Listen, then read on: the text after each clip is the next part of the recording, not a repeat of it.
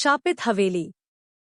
उत्तर भारत के एक छोटे से गांव रामपुरा में एक पुरानी हवेली खंडहर बन चुकी थी। लोग कहते थे कि उस हवेली में आत्माओं का वास है। कोई भी इंसान शाम ढलने के बाद वहां जाने की हिम्मत नहीं करता था। गांव के बुजुर्ग बताते थे कि 100 साल पहले उस हवेली में ठाकुर प्रताप सिंह रहते थे। वह एक क्रूर और तांत्रिक प्रवृत्ति के व्यक्ति थे। कहते हैं कि उन्होंने अपनी अमरता के लिए कई मासूमों की बलि दी थी। एक रात गांव के लोगों ने देखा कि हवेली से आग की लपटें उठ रही थी और डरावनी चीखें सुनाई दे रही थी। सुबह जब लोग पहुंचे तो हवेली जली नहीं थी, लेकिन ठाकुर और उनका पूरा परिवार गायब था। तभी से वह हवेली वीरान पड़ी थी। समय बीतता गया। गांव के लोग अब उस हवेली के नाम से भी डरते थे। कहानी की शुरुआत 2023 में दिल्ली से 4 दोस्त राहुल, स्नेहा, अजय और नेहा एडवेंचर और हॉन्टेड जगहों की वीडियोस बनाते थे। यूट्यूब पर उनका चैनल काफी फेमस हो चुका था। उन्होंने सुना कि रामपुरा की हवेली अब भी हॉन्टेड है। उन्होंने तय किया कि अगली शूट वहीं करेंगे। जब वे गांव पहुंचे तो लोगों ने उन्हें बहुत मना किया। एक बुजुर्ग महिला ने चेतावनी दी, बेटा, वहां रात बिताना मौत को बुलाना है।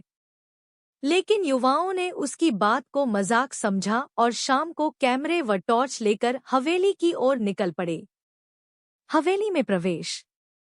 हवेली बेहद पुरानी थी। दीवारों पर काई और खून जैसे धब्बे थे।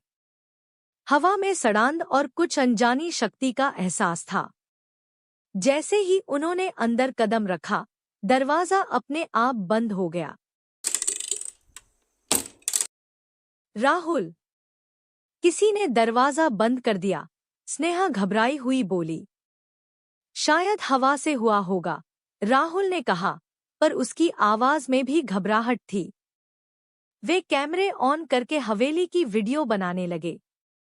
अचानक उन्हें दीवारों पर खून से लिखी इबारतें दिखीं, वापस जाओ, ये जगह तुम्हारी नहीं है। अजीब घटनाएं। नेहा को एक कमरा दिखा जिसमें एक पुराना झूला अपने आप झूल रहा था। वह जब पास गई तो झूले से एक ठंडी हवा निकली और उसके कान में किसी ने फुसफुसाया, तू मेरी है। अजय एक दूसरे कमरे में गया जहां उसे एक आईना मिला। जैसे ही उसने आईने में देखा, उसे खुद की बजाय एक जली हुई औरत दिखी जो धीरे धीरे उसकी तरफ बढ़ रही थी। डर के मारे वह चिल्लाया और पीछे गिर गया। स्नेहा को एक डायरी मिली जो शायद ठाकुर की थी। उसमें लिखा था, जिसने भी मेरी हवेली में कदम रखा वो जिंदा वापस नहीं गया। मेरा श्राप काल बनकर उसकी आत्मा को निगल जाएगा। भूतों का प्रकोप।